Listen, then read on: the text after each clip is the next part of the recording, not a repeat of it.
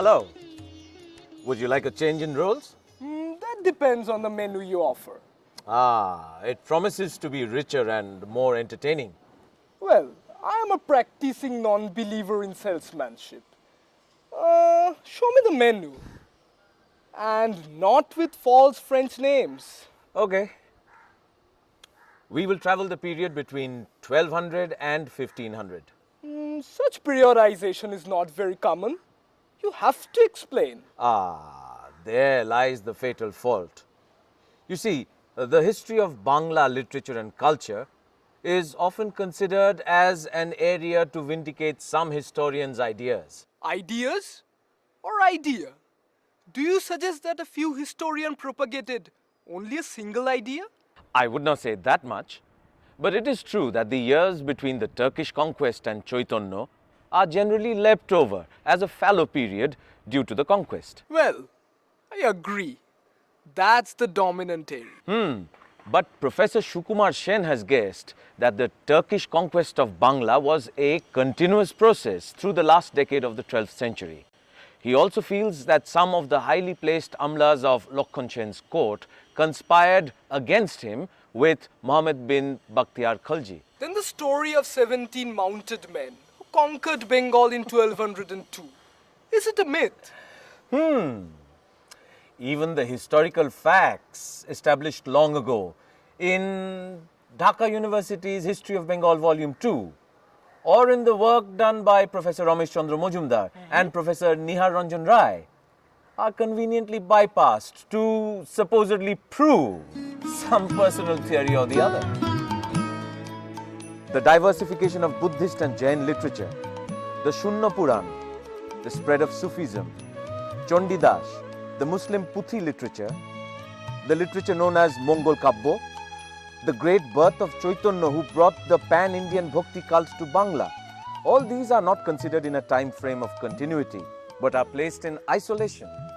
That's your area. I will not trespass. And I hope you will show the same courtesy. Culture does not show courtesy to royalty. I present what is culture. So please pay attention. I will present the poetry of history in a slightly non-traditional manner. Chronology will be there, but not in terms of kings and sultans.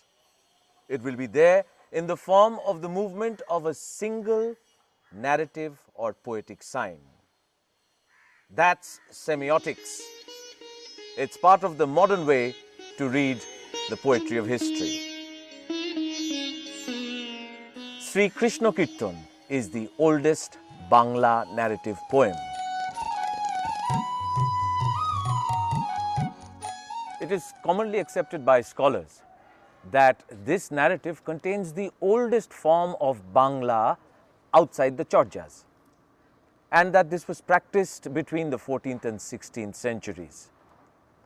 This is the only manuscript of the narrative poem, and this volume was read by Rabindranath, who also made the marginal notes. Now, this has to be noted because it is commonly assumed that this poem is a pious Vaishnava text instead of being a secular poetic text. You see, too much importance has been attached to the reference in Krishnadas Kaviraj's Chaitanya Charitamrita that Chaitanya was very fond of listening to the pious texts of Chandidas, Vidyapati and Joydev.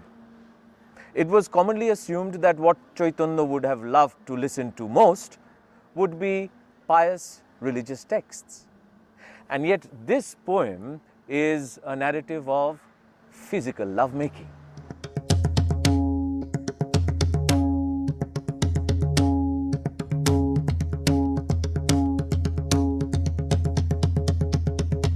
And the poet is Chandidas.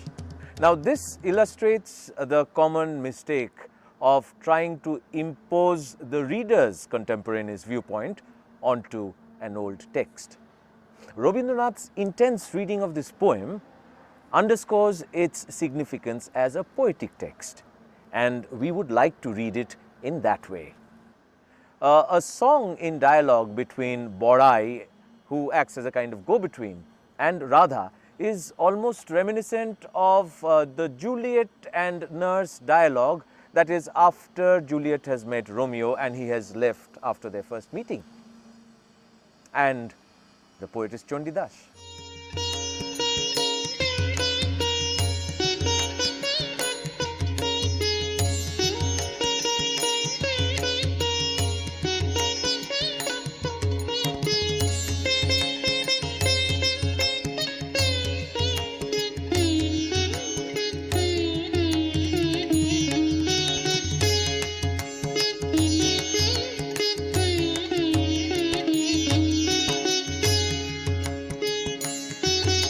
This poem is definitely pre-Chaitanya, hence also the flute that has been referred to.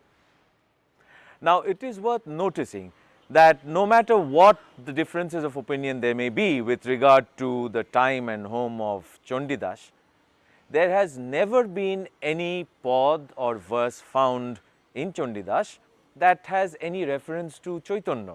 All this that we are talking about essentially suggests two things. One, that any reference to the flute in Chandidas is pre-Chaitanya. And secondly, that the Radha Krishna lore of physical love is essentially a matter of Bangla. And to be honest, we've got to submit that this lore was changed into a religious text by Joydev Goswami in the process of the appropriation of the folk by the classic. Let's listen to some more.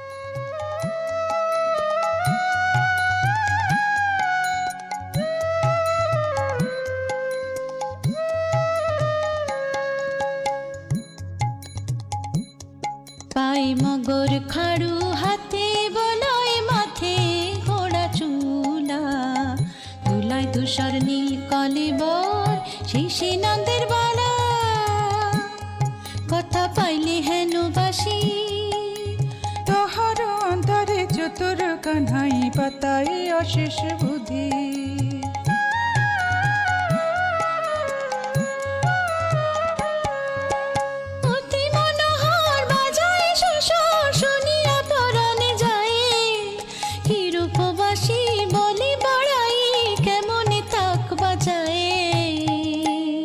And now, let's hear the flute with Chaitanya.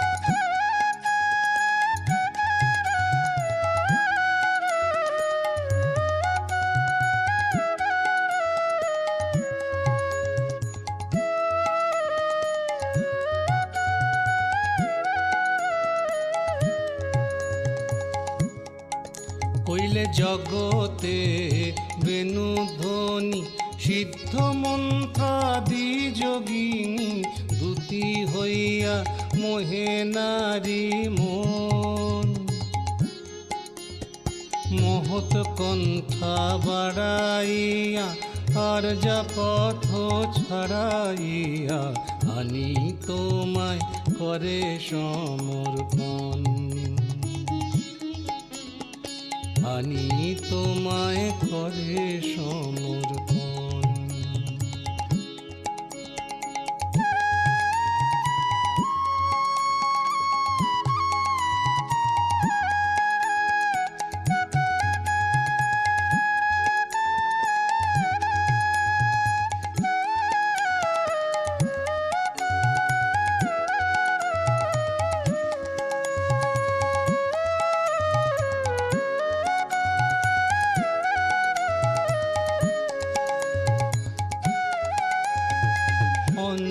কথা অন্য মন বাহিরে অন্য আচরণ এই সব সঠ পরিপাটি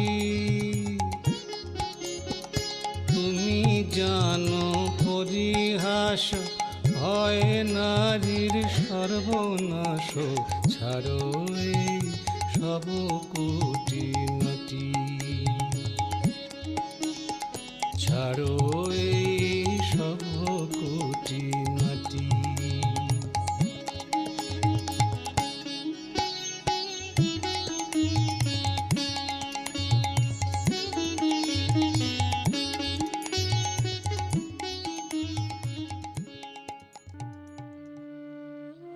we enjoy the fact that the flute in Chaitanya, compared with that in the secular padas, shapes up more physically, almost without any rhetoric. The reason for this is simply the mediation by Chaitanya. The post-Chaitanya poets accept this as an obhigyan, a sign, a semiotic. And the post-Chaitanya poets take the cue. The flute is breaking up homes. The flute is calling by name.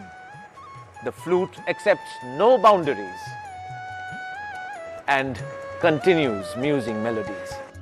যে দেশের বাসিয়া বটে সে দেশে মানুষ নাই, যে দেশের বাসিয়া বটে সে দেশে মানুষ নাই, রাধারে বধিতে বাঁশি এনেছে কানাই, রাধারে বধিতে বাঁশি এনেছে কানাই।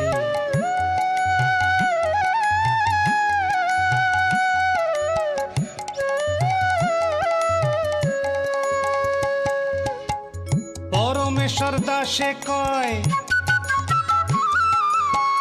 পরমেশ্বর দাসে কয় শুনো রসবতী,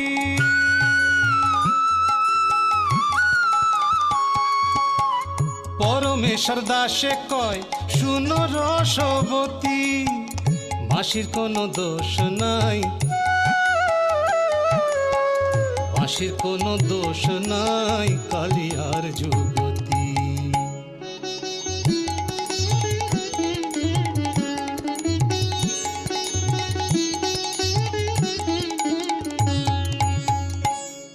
Yes, the flute has been irresistible as a sign. Rabindranath used the flute extensively and in fact gave it a greater variety of usage. So let's listen to something. This one has a direct memory of the Vaishnav Padabolis.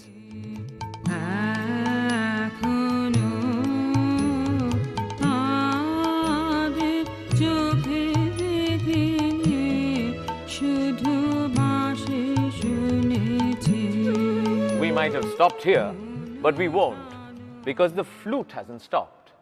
As a matter of fact, it's taken on new resonances. বাঁশি শুনে আর কাজ নাই, সেদে ডাকাত দিয়া বাঁশি। হায় রে পোড়া বাঁশি ঘরেতে, ও রইতে দিল না ঘরেতে। Hey, Empire, it's your turn now. With one flute, you have traveled 6 centuries. What would I do with my 42 sultans in 315 years? You just start. The sultans will take care of themselves. It is better to speak by reigns. It was Khalji reign for 25 years, Mamluk reign of 55 years between 1227 and 1282, Balban reign of 17 years between 1282 and 1301, unknown Mamluk regime of 27 years between 1301 to 1328, the first Ilyas Shahi reign of 71 years and of the next phase of 53 years, and Hussein Shahi reign of 45 years between 1493 and 1538. We have dropped small sultans or nababs or subedars.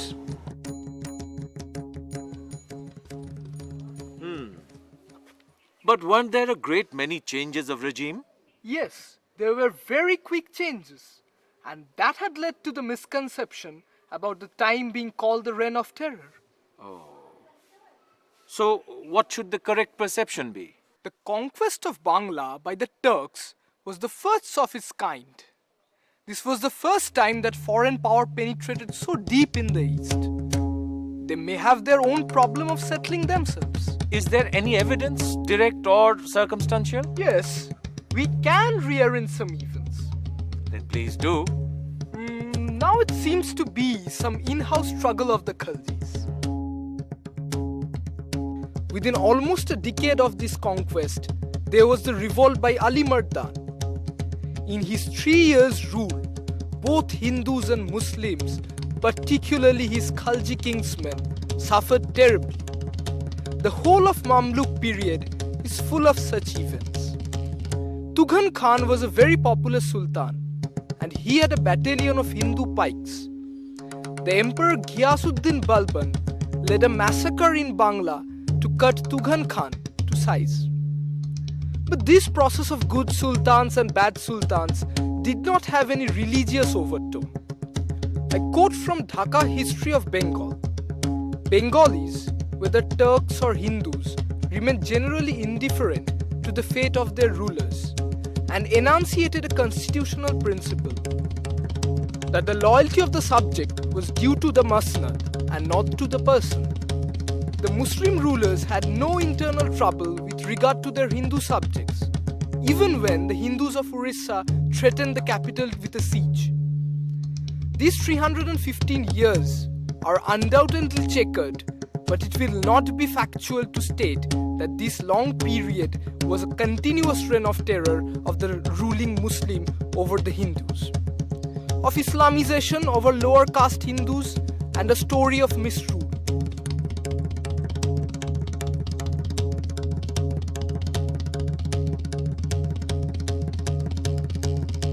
You have reached the 15th century, so now I think I can take over. Yes, most gladly. I was talking about signs. Another sign from the period coming down to us would be the words of the classics translated from the Sanskrit. Now, there was a great social tension among the Brahmins who lived in the area that we now called UP, because their knowledge of the Vedas was supposed to be correct and thorough. Now, the native Brahmins of this area were what is called Bahirarjo, and they were Aboidik and Ajaggic. Gradually, there arose this kind of tension between these native Brahmins as well as those imported, and this tension was because of social and professional hegemony. But this conflict which arose over the Vedas was settled at the intervention of the Jobon sultans. You see, these sultans and the subedars arranged for a kind of transcreation into local Bangla of the classics as well as tales from West Asia. It must be remembered that Bangla was never the language of the elite, and these texts were never intended to be read or written in Bangla. It is only due to the Muslim rulers who had no such prejudices against the language that there could be transcreations of the Ramayana, the Mahabharata and the Bhagavad. আদ্যকাণ্ডে রামের জন্ম সীতা দেবীর বিয়া অযোধ্যা কাণ্ডে গেলা রামে রাজ্য হারাইয়া আহা রাজ্য হারাইলা রামচন্দ্র অযোধ্যা কাণ্ডে অরণ্য কাণ্ডে সীতা হরিয়া নীল দশমুণ্ডে আহা নীল দশমুণ্ডে কান্দে কান্দে পাইলেন রঘুনাথ অপচয় কিষ্কিন্ধা কাণ্ডে মৈত্র লাভ কত গো সঞ্চয় আহা কত গো সঞ্চয় সুন্দর কাণ্ডে সেতু বান্ধা কতক হইল পার লঙ্কা কাণ্ডে রাবণ মারিয়া সীতার উদ্ধার আহা সীতার উদ্ধার দেশেতে আসিয়া রাজা হইলা উত্তর কাণ্ডে এই ক্রমে সাত কাণ্ডে কৃত্তিবাসতুণ্ডে আহা কৃত্তিবাসতুণ্ডে আহা কৃত্তিবাসতুণ্ডে আহা কৃত্তিবাসতুণ্ডে। The next most important epic would be the Sri Krishna Vijay Kabbo by Maladhar Boshu. This was a Bangla version of the Bhagavad. It is considered to be the first book in Bangla, which means that the manuscripts we have would correspond to the time of writing, which would be around 1480. The author was honored with the title Gunaraj Kha by the Sultan Barbak Shah.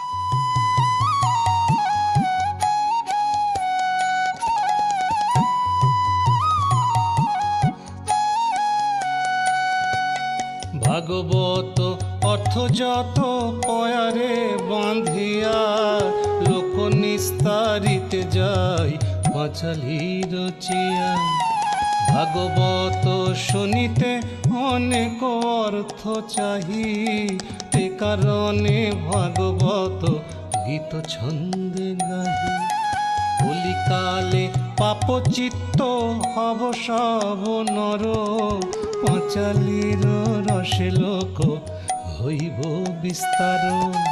গাহিতে গাহিতে লোক হইব নিস্তার, শুনিয়া নিষ্পাপ হব সকল সংসার। শুনিয়া নিষ্পাপ হব সকল সংসার, শুনিয়া নিষ্পাপ হব সকল সংসার।